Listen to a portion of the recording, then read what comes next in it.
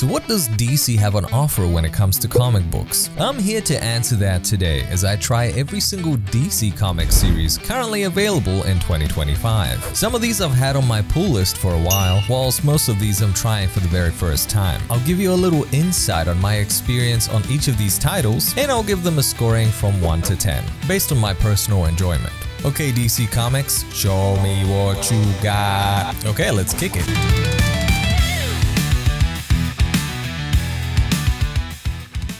Let's start with the Man of Steel himself. Not the right franchise. That's my franchise. I smack the like button. Superman by Joshua Williamson. I could tell the creative team is killing it. There's plenty of bzzz and enough exposition to help my little brain understand what's going on. There are epic battles, stunning imagery, an assortment of characters I was immediately drawn to, and the gorgeous Dan Mora art is always a winner in my book. This left me wanting more, and I see DC has timed the great quality of this book with the release of their movie. So well played, I'll give this a 9. Next up, she loves to scream and kick some serious butt. Black Canary Best of the Best by Tom King. You can trust Mr. King to deliver on a cinematic experience with whatever story he throws our way, and Black Canary is no exception. This limited series strikes a balance between hard-hitting action and emotional depth. The fight commentary in this comic is a nice touch, as Black Canary goes toe-to-toe in the ring against Lady Shiva. On a side note, I loved using this character in Injustice 2. I'll give this an 8. Now, time for the dynamic duo, but make it cooler. I said cooler. Actually, that's pretty cool, but I'm talking about Batman and Robin Year 1 by Mark Waid. The creative team achieves the perfect balance of familiar but fresh. This is a story of Bruce Wayne adjusting to the realities of adopting orphan Dick Grayson. You know, because your parents are dead. I like the energy Robin brings to the interactions. It's a good contrast against Batman's stoic nature. Their early days of crime fighting are highly entertaining, and the art style oozes with charm. This is vintage Batman at its finest, and an amazing title for Batman and Robin fans of all ages. I give it a 9. She's just as hot as she is crazy. Harley Quinn by Elliot Callan. Just a side note, what I like about these cardstock covers is that you get the original cover right on the inside. This feels like a Saturday morning cartoon, but not an enjoyable one. The art is okay because it's just as goofy as the story, but it failed to entertain me. There were no compelling plot lines and no interesting side characters or villains. I like Harley Quinn as a character, but this was mid, and it gets a 5. Titans by John Layman. This is a nice palette cleanser. It seems like a solid issue, nice assortment of villains and heroes. The writer seems to be making a conscious effort to ensure each character has meaningful screen time.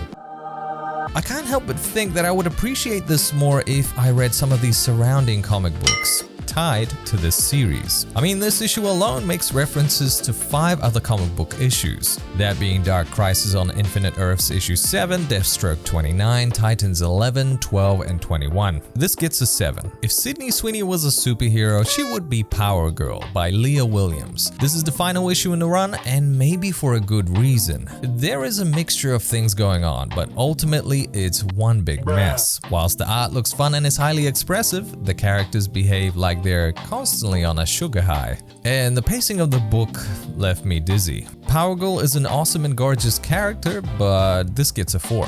It's time to get green with Green Lantern Corps by Jeremy Adams, a story about an interstellar police force used to safeguard the cosmos from evil and destruction. The comic balances a large cast and what seems to be a large plot. A strong start which appears to offer continuity without drowning the reader in exposition. The art is beautiful, and it's clear the writer is taking the title seriously, and it scores an 8. Out with the old and in with the new. The New Gods by Ram V. The story begins with some exposition and a lot of characters in the first issue, and to a newcomer like me, I felt a little overwhelmed and lost. Despite this, it's clear to see the writer is piecing together a complex but fascinating tale. I can already tell these comics will require the reader to pay attention to the details, and maybe even reread the issues to pick up on some subtle details. A strong start and a strong 8. Secret 6 by Nicole Maines. Decent looking art by Steven Segovia, which carries emotional weight, and a story that had me intrigued as to what took place before this first issue. I'm not familiar with the previous iterations of Secret 6, but this had enough to keep me hooked. As the characters search for the infamous Amanda Waller that has disappeared from her prison cell, the mystery surrounding the main plot piqued my interest, and I found the character of Dreamer interesting, who seems to have a haunting past. I give this a 7. It's time for science with the Atom Project by Ryan Parrott, Ray Palmer, and Ryan Choi, together as the heroes called Atom. These brilliant minds get to work crafting the world's first superpower reallocation and backup system, codenamed the Atom Project. I found this one to be a little on the scientific side, with a game of cat and mouse thrown in there. The art was alright, and the story a little boring.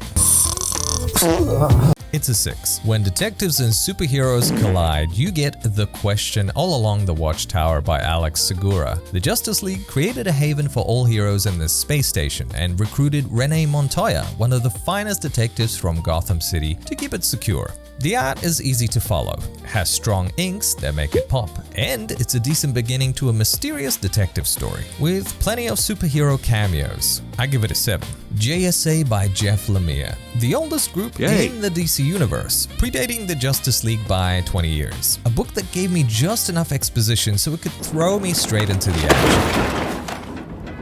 The friction in the team is evident from the get-go, and there are a lot of moving parts that make this a thrilling start. There's plenty of interesting characters that immediately caught my attention. The book looks like it's off to a big start with a lot of potential. I like this, and the hook at the end left me gasping. It's an 8. Step aside the deep and make way for Aquaman by Jeremy Adams. The art in here has no business going this hard. It is gorgeous. John Timms has won me over. It's a little reminiscent of Dan Mora, but with extra details, and the inking is chef's kiss. I would best describe this first issue as charming. There is epic over-the-top action, playful banter, world building, and plenty of questions to keep the reader hooked. I didn't think Aquaman could be this captivating. It gets an 8. Groovy, baby, is the best way I could describe Metamorpho, the Element Man by Al Ewing. This comic feels whimsical, oozing with 60s and 70s vibes. The narrator is playful and the characters talk to each other like it's a Silver Age comic. It's basically about a guy, or as they call him, a fab freak, who can change himself into any element in the human body, and the Element Man must survive a hand-picked assassin who can match him change for change. I did not expect this to be so kooky, and it gets an 8. It's more green time with Absolute Green Lantern by Al Ewing.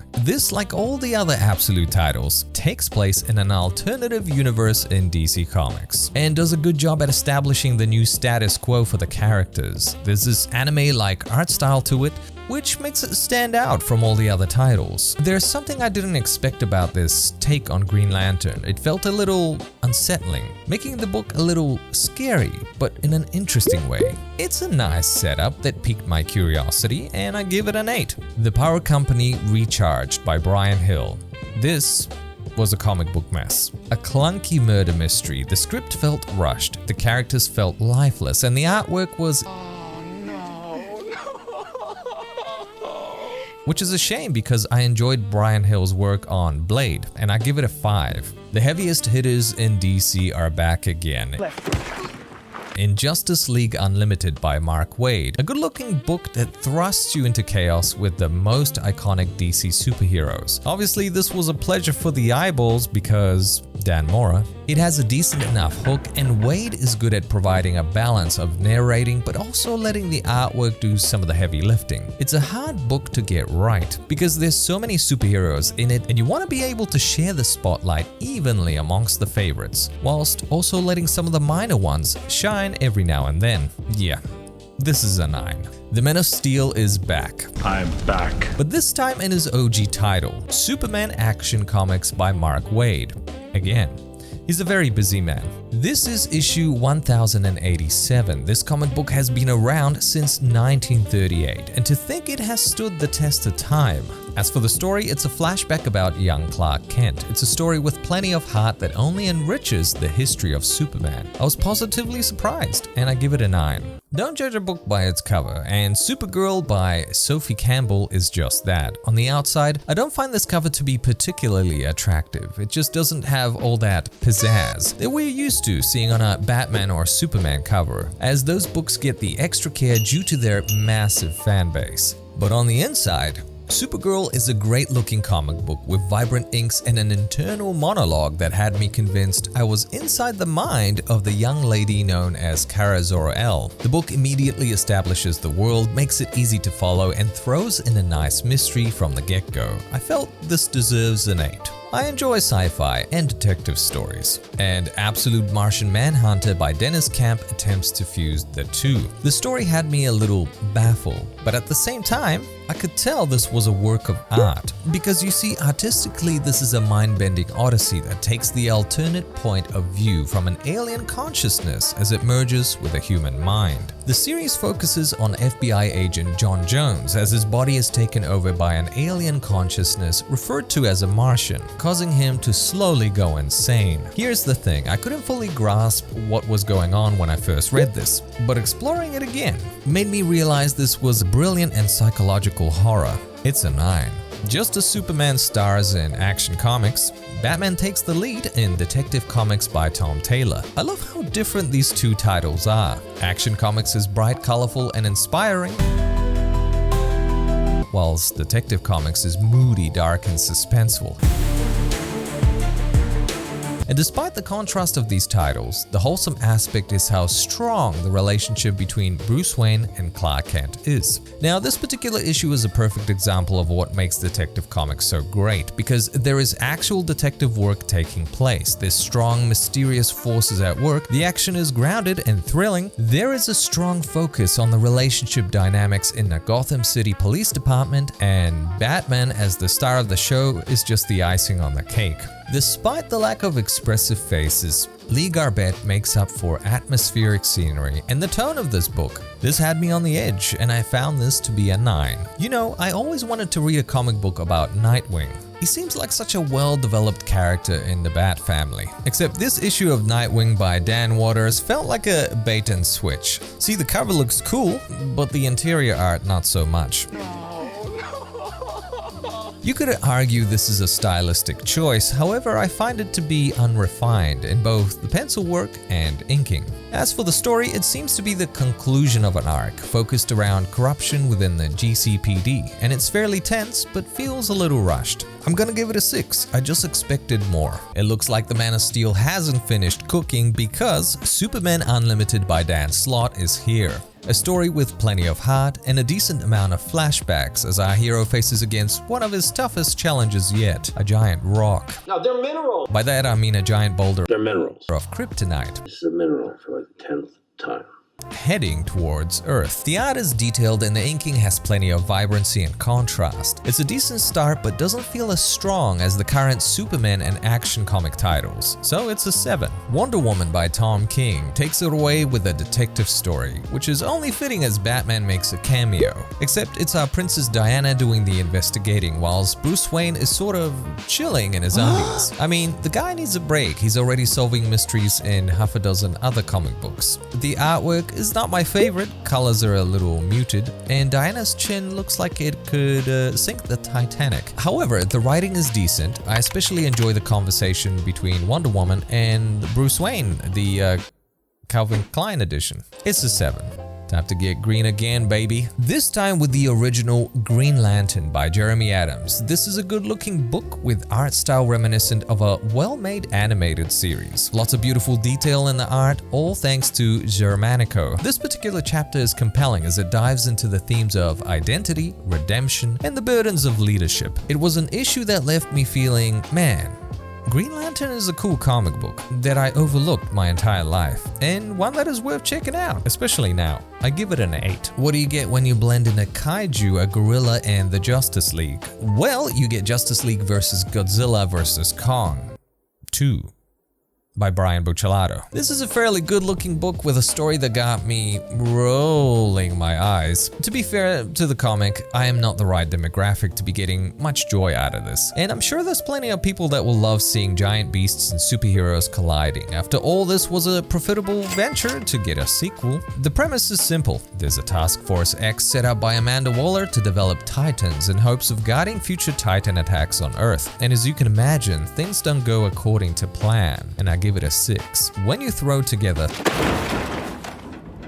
some of the toughest and best looking ladies in the DC universe, you get Birds of Prey by Kelly Thompson. With this issue, I'm thrown into the middle of the action of a 5-part arc titled On the Run. It's fast and thrilling from the beginning to the end. Whilst I like the portrayal of our iconic heroes here, such as Black Canary, Batgirl, Big Bada, and Oracle, I couldn't help but feel the villains seem a little too campy. The art style is fun, and I feel the book could be elevated just that little bit more if the villains appeared a bit more menacing. I'm gonna give it a 7, but it could be higher with a few more tweaks. The dynamic duo is back. Batman and Robin by Philip Kennedy Johnson. This is a dark comic both in story direction and art style, and I'm a big fan of both. The pacing feels great. There is a truly deranged villain and some deep psychological underpinnings in this story. It was giving me Black Mirror vibes by Scott Snyder. I particularly enjoyed how the creative team handled the lighting and the interaction between the police officer Catherine Lautrec and Batman. The absence of Robin in this story only adds to the suspense and makes it feel like this is one of Batman's more challenging fights, and I give it an 8. The next comic surprised me a little. Surprise, motherfucker! And that's Poison Ivy by G. Willow Wilson. I mean, look at this. Do you see that? Issue 33 for a comic book about a Batman villain. The fact that it has survived this long is a sign the creative team is doing something right here. This is a compelling and engaging look at our botanical beauty Pamela Ivy, while she tries to plant her roots to create a home for herself and her supporting cast, which happens to be a broski who appears as a half flower, half man called Peter, and some lady called Janet, who seems to be wigging out a lot. The art is good and it makes it feel like reality and dreams are blending into one. It's evident there's a lot of love and care given to the series, and it gets an 8. Speaking of villains, here's another one. Two-Face by Christian Ward. Our favorite coin-flippant bipolar district attorney Harvey Dent stars in his own comic. He is a man that is constantly fighting for control over his mind, whilst trying to maintain order by resolving the conflicts of Gotham's weirdest and most dangerous criminals. The comic sports a minimalistic but effective art style, and with the use of clever inking is able to effectively tell a grim tale. I think Two-Face is proof that Harvey Dent is a fascinating character that can do well in his own comic series. It gets an 8. Time to get bloodthirsty with DC vs. Vampires World War V by Matthew Rosenberg. If I'm correct, this was the 3rd installment in the series following DC vs. Vampires, the 2021 series, and the sequel All Out War in 2022. Correct me if I'm wrong. The art is expressive, mixing light and heavy pencil work as well as vibrant and muted colors, which complement this dark and action-packed story taking place in an Elseworld setting, where a large amount of society has succumbed to vampirism. I was completely absorbed in the story and wasn't ready for the issue to end. It's violent and keeps the stakes high. No one is safe. Plus, the shiny cover totally slaps. It gets a 9. I hope you like magic, because Zatanna is here by Jamel Campbell, who does both the writing and the art, which is impressive. The setup here is both fun and mysterious. The artwork is beautiful and creative. And for those unaware, Zatanna Zatara is the mistress of magic. And in this issue, her magic tour is disrupted by a ghostly adversary. I think Zatanna is one of those DC characters that deserves a little bit more spotlight. Whilst it may not give us something completely original in the way of story, the creativity lies within the stunning art. It gets a 7. Absolute Flash by Jeff Lemire. Like many of the other Absolute titles, it is moving on a path that is unpredictable and allows for the creators to flex their creative muscles. Our main protagonist, Wally West, navigates a world of isolation and confusion as he moves between laboratories due to his father's occupation.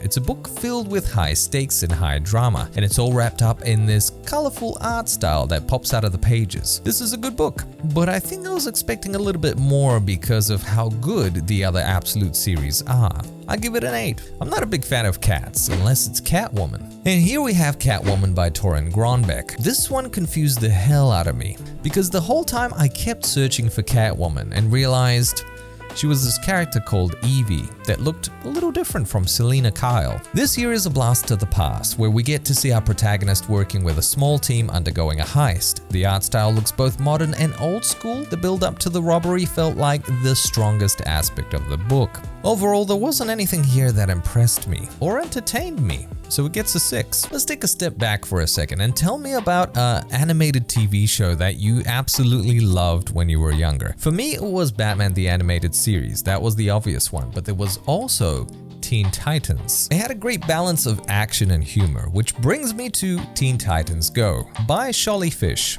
Now, I doubt I'm the right demographic for this comic. It is a child-friendly version of Titans, because it does maintain a similar style of humor to SpongeBob, which relies on a mix of slapstick, surreal situations, and witty dialogue, often appealing to a wide range of ages. The art style is mostly cartoony, but in this issue specifically, it gets very experimental, and I commend them for that. This is a comic designed to make you smile, or maybe even laugh out loud. It gets a 7. If you feel a little bit overcrowded by the sheer amount of superheroes in Justice League Unlimited, then Batman Superman World's Finest by Mark Waid is perfect for you. This comic appears to hone in on the 2 biggest stars at DC Comics, with additional heroes joining the fray as required. At this point, I get the impression that Mark Waid is one hell of a consistent writer. Most of his books have been exceptional, and this comic is incredibly fun, bright, and exciting. The heroes use their brawn just as much as their brains. The action is great, but so is the dialogue, and I give it a 9. If you're not sick of Green Lantern yet, then how about one more? With Green Lantern Dark by Tate Brombill. This is a very different kind of Green Lantern, whereby we have a post-apocalyptic Earth overrun by monsters. The battle between good and evil ended long ago,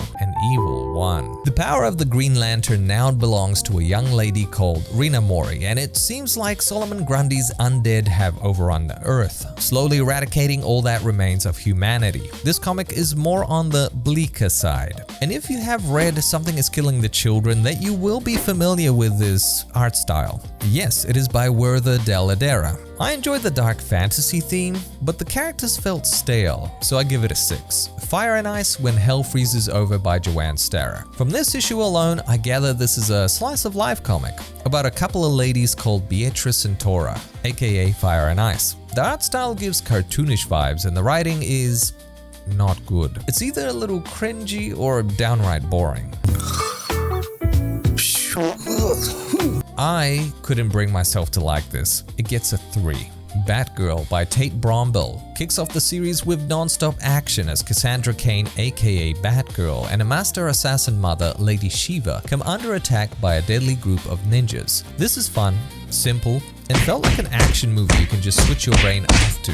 The writing is succinct and the artwork gets the job done to convey the chaos. Definitely a great palate cleanser as far as comics go, and it's a 7. Batman The Long Halloween, The Last Halloween by Jeff Loeb. I'll be honest, I haven't read the prequel to this, that being Batman The Long Halloween, which was well received by many. But what we have here is a strong start to a gritty criminal tale in the world of Batman. It sort of reminds me of a Christopher Nolan movie, such as the beginning of Dark Knight. It gets you excited and curious, and that's what we have here. In short, a terrible event threatens to destroy Jim Gordon's life and puts Batman and Robin's teamwork to the test more than ever before. There's a lot of moving parts in this comic, and I'm sure it will all come together as it progresses. It's an 8. Are you sick of Batman yet? If you are, then I'm sorry. But if not, then you're in luck. Batman Dark Patterns by Dan Waters. The beginning feels like something out of the Batman movie by Matt Reeves. You know, like that tense beginning scene and the murder and stuff. The book starts with a gruesome crime scene, and then Batman gets straight into detective mode. This is probably the most graphic version of Batman on the shelves right now. Maybe. I like the interaction between Bruce and Alfred, very reminiscent of the Batman the Animated Series. The art style is gritty and moody like it should be, and it gets an 8. Green Arrow by Chris Condon. Now I kinda screwed up here because this is issue 18, as you can see here. and it was published at the tail end of 2024, not 2025. But the reason I picked it up because it's the start of a new storyline and a new creative team. That and because the cover is so fire. In saying so, this creative team is still on the comic in 2025, and it's freaking amazing. Excellent, colorful, and super detailed artwork by Montos, who nails the atmosphere here, in conjunction with the suspenseful writing style of Condon, and you have yourself a mature and super thrilling hero comic. It's a simple murder mystery premise, but it's executed well. I'm tossing up between an 8 or a 9, but because I'm a sucker for the criminal stuff, I gotta give it a 9. It's just so well done. Challenges of the Unknown by Christopher Cantwell. This is another one of those science comics, about a group of scientists supported by heroes to help inspect various anomalies throughout the universe. It's not my kind of book, but if you like various space mysteries with decent writing and acceptable artwork, then you might have a good time.